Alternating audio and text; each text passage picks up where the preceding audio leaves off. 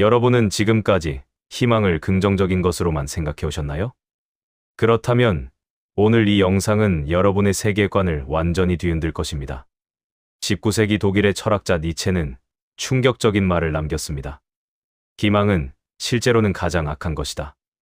왜냐하면 인간의 고통을 연장시키기 때문이다. 그리고 2500년 전 붓다 역시 놀랍도록 유사한 통찰을 제시했습니다. 모든 것은 변한다. 영원한 것은 없다. 그리고 바로 이 진실을 받아들이지 못하는 것이 우리 고통의 근원이라고 말이죠. 이 두 거인의 사상이 만나는 지점에서 우리는 희망이라는 감정의 놀라운 이중성을 발견하게 됩니다. 과연 희망은 정말로 우리를 구원하는 빛일까요? 아니면 우리를 더 깊은 절망으로 빠뜨리는 함정일까요? 지금부터 여러분은 희망에 대한 완전히 새로운 관점을 얻게 될 것입니다. 그리고 이 깨달음은 여러분의 인생을 바꿀 수도 있습니다. 프리드리히 니체가 살았던 19세기 말 유럽은 격변의 시대였습니다. 과학혁명과 산업혁명으로 전통적 가치관이 무너지고 신의 죽음을 선언할 만큼 급진적 변화가 일어나고 있었죠. 바로 이런 시대적 배경 속에서 니체는 희망에 대한 혁명적 사고를 발전시켰습니다.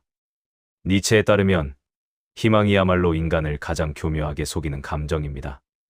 그는 희망 없는 자들을 위한 희망이라는 역설적 표현을 통해 이를 설명했죠. 무슨 의미일까요? 생각해 보세요. 여러분이 지금 어려운 상황에 처해 있다고 가정해 봅시다. 연인과 이별했거나 사업이 실패했거나 건강에 문제가 생겼다고 말이죠. 이때 주변 사람들은 무엇이라고 말할까요? 희망을 잃지 마. 다 좋아질 거야. 포기하지만 않으면 되라고 위로하겠죠. 하지만 니체는 이런 희망이 오히려 우리를 현실로부터 도피하게 만든다고 봤습니다. 기망에 매달리는 순간 우리는 지금 이 순간의 현실을 직시하지 못하게 됩니다. 현재의 고통과 마주하는 대신 불확실한 미래의 행복에 의존하게 되는 거죠. 더 심각한 것은 이런 희망이 우리의 주체성을 빼앗는다는 점입니다. 언젠가는 좋아질 거야라는 수동적 기대 속에서 우리는 스스로 현실을 바꾸려는 적극적 의지를 잃어버립니다. 니체가 말하는 위버맨쉬, 즉 자신의 운명을 스스로 창조하는 초인과는 정반대의 모습이죠. 니체는 이를 영원회귀라는 개념과 연결지어 설명합니다. 만약 여러분의 인생이 무한히 반복된다면 지금 이 순간을 어떻게 살고 계신가요? 미래의 희망에 의존한 채 현재를 견디기만 하는 삶을 영원히 반복할 수 있을까요? 이제 시공간을 넘나들어 2500년 전 인도로 가보겠습니다. 시타르타 고타마, 즉 붓다가 깨달음을 얻은 순간 그가 발견한 진리는 무엇이었을까요? 불교의 핵심 교리 중 하나인 무상은 모든 현상이 끊임없이 변화한다는 것을 의미합니다. 산스크리트어로 아니차라고 불리는 이 개념은 우리가 붙잡고 싶어하는 모든 것들이 사실은 물거품과 같다는 깨달음입니다. 여기서 흥미로운 점은 희망 자체도 무상의 법칙에서 벗어날 수 없다는 사실입니다. 우리가 간절히 바라는 그 희망조차 계속해서 변화하고 결국 사라져버리고 마는 거죠. 붓다는 이를 사성제를 통해 체계화했습니다. 첫 번째 성제인 고는 인생이 고통이라는 것. 두 번째 성제인 집은 이 고통의 원인이 가래, 즉 집착이라는 것을 말합니다.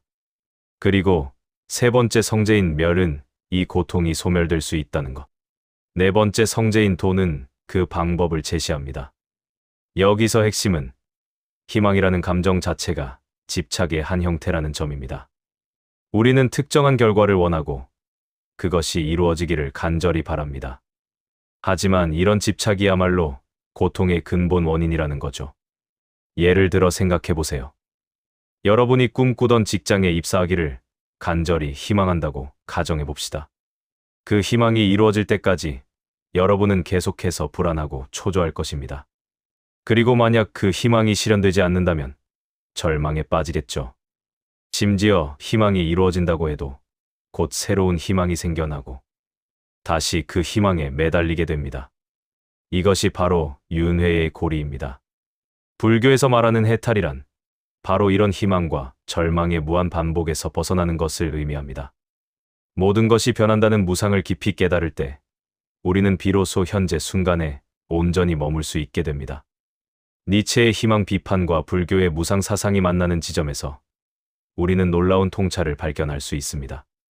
둘 다 현재 순간의 중요성을 강조하고 미래에 대한 막연한 기대보다는 지금 여기서의 적극적 삶을 추구한다는 공통점이 있죠. 하지만 현대를 살아가는 우리에게 희망이 완전히 불필요한 것일까요? 이 질문에 답하기 위해서는 희망의 두 가지 얼굴을 구분해야 합니다. 첫 번째는 수동적 희망입니다. 이는 니체와 붓다가 비판한 희망으로 현실 도피의 수단이자 자기 기만의 도구입니다. 언젠가는 좋아질 거야. 운이 좋아지면 달라질 거야 같은 막연한 기대가 여기에 해당하죠. 이런 희망은 우리를 현재로부터 멀어지게 하고 스스로의 힘으로 변화를 만들어내려는 의지를 약화시킵니다. 두 번째는 능동적 희망입니다. 이는 현실을 명확히 인식한 바탕 위에서 스스로의 행동을 통해 변화를 만들어가려는 의지와 결합된 희망입니다. 니체가 말한 위버맨쉬의 자기 창조 의지와 불교의 자각과 깨달음을 통한 해탈 추구가 바로 이런 희망의 형태라고 할 수 있습니다. 현대 심리학에서도 이와 유사한 구분을 합니다. 긍정 심리학의 아버지라 불리는 마틴 셀리그만은 학습된 낙관주의를 통해 설명하는데 단순한 희망적 사고가 아니라 현실적 평가와 능동적 대처가 결합된 태도를 강조합니다. 또한 현대 뇌과학 연구에 따르면 막연한 희망에 의존할 때 뇌에서는 도파민이 일시적으로 분비되지만 그 희망이 실현되지 않으면 오히려 더 큰 실망감을 느끼게 된다고 합니다. 반면 현실적 목표 설정과 구체적 행동이 결합된 경우에는 지속적인 성취감과 만족감을 얻을 수 있다는 연구 결과도 있습니다. 그렇다면 우리는 일상에서 희망의 어두운 면을 어떻게 인식할 수 있을까요? 다음과 같은 신호들을 주의 깊게 살펴볼 필요가 있습니다. 첫째, 현재 상황에 대한 불만족이 지속되면서도 구체적인 행동을 취하지 않는 경우입니다. 언젠가는 이 상황이 바뀔 거야 라고 생각하면서도 실제로는 아무것도 하지 않는 상태죠. 이는 희망이 현실 도피의 수단으로 작용하고 있다는 신호입니다.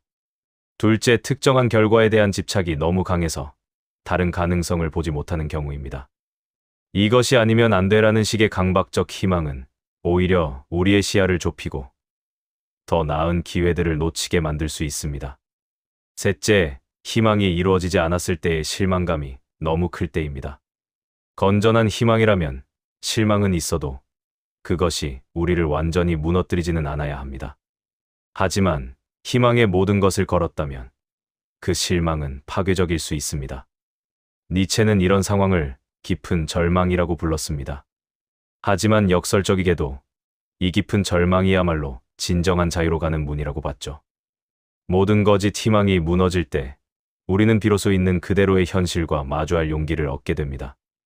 불교에서도 이와 비슷한 개념이 있습니다. 대사현실이라는 말로 모든 환상과 집착이 깨어질 때 나타나는 깊은 깨달음을 의미하죠. 이는 절망처럼 보이지만 사실은 해탈로 가는 필수적인 과정입니다.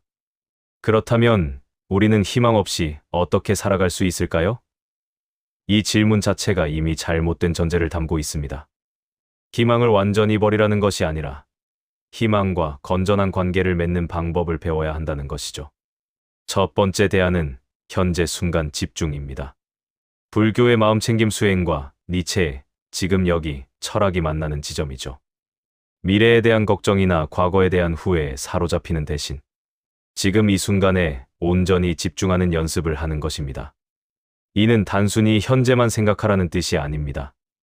오히려 현재 순간에 깊이 몰입할 때 우리는 더욱 명확하게 미래를 계획하고 과거로부터 배울 수 있게 됩니다. 희망이라는 감정적 노이즈가 제거되면 우리의 판단력과 직관은 더욱 예리해집니다. 두 번째는 과정 중심 사고입니다. 결과에 대한 희망보다는 과정 자체에서 의미와 만족을 찾는 것이죠. 예를 들어 작가가 되고 싶다면 베스트셀러 작가가 되겠다는 희망보다는 매일 글쓰기를 통해 성장하겠다는 과정 중심적 태도가 더욱 건전합니다. 세 번째는 열린 마음가짐입니다. 특정한 결과에 집착하는 대신 다양한 가능성에 열려있는 태도를 유지하는 것입니다. 인생은 우리가 예상하지 못한 방향으로 흘러가는 경우가 많죠. 고정된 희망에 매달리면 이런 예상치 못한 기회들을 놓칠 수 있습니다. 네 번째는 역량 개발 중심 접근입니다. 외부 상황의 변화를 희망하는 대신 자신의 내적 역량을 기르는 데 집중하는 것입니다. 니체가 말한 자기극복과 불교의 자기수양이 바로 이런 맥락입니다. 지금까지 우리는 니체와 불교 철학을 통해 희망의 이중성을 살펴보았습니다. 희망이 때로는 우리를 속이고 현실로부터 도피하게 만들며 능동적 삶을 방해할 수 있다는 것을 알게 되었죠. 하지만 이것이 절망적인 결론은 아닙니다. 오히려 이런 깨달음을 통해 우리는 더욱 자유롭고 진정성 있는 삶을 살 수 있게 됩니다. 거짓 희망의 사슬에서 벗어날 때 우리는 비로소 진짜 자신과 마주할 수 있습니다. 현실적으로 적용해보면 이는 우리의 일상에 혁명적 변화를 가져올 수 있습니다. 직장에서, 인간관계에서, 개인적 성장에서 우리는 더 이상 막연한 기대에 의존하지 않게 됩니다. 대신 명확한 현실 인식과 구체적 행동을 통해 진정한 변화를 만들어낼 수 있게 되죠. 마지막으로 이 모든 깨달음의 핵심은 지금 여기서의 삶입니다. 니체가 말한 영원회귀든 불교의 현재 순간 깨어있음이든 둘 다 현재 이 순간을 온전히 살아가는 것의 중요성을 강조합니다. 여러분은 지금 이 순간을 어떻게 살고 계신가요? 미래의 희망에 매달리며 현재를 견디고만 있지는 않은가요? 오늘부터라도 희망이라는 달콤한 환상에서 벗어나 진짜 삶을 살아보는 것은 어떨까요? 이것이 바로 니체와 붓다가 우리에게 전하고 싶었던 메시지일 것입니다. 희망을 넘어선 곳에서 만나는 진정한 자유와 깨달음 말이죠. 오늘 이야기가 당신에게 작은 깨달음이라도 전할 수 있었기를 바랍니다. 이처럼 깊은 심리적, 철학적 통찰을 통해 당신의 삶을 변화시키는 이야기는 계속될 것입니다. 만약 오늘 영상이 도움이 되셨다면 좋아요를 눌러주시고 채널을 구독해주세요. 여러분의 관심이 저희가 더 좋은 콘텐츠를 만드는 큰 힘이 됩니다. 또한 이 영상에 대한 여러분의 생각을 댓글로 남겨주시면 저희에게 큰 영감과 소중한 의견이 될 것입니다. 다음 영상에서 다시 만나겠습니다. 감사합니다.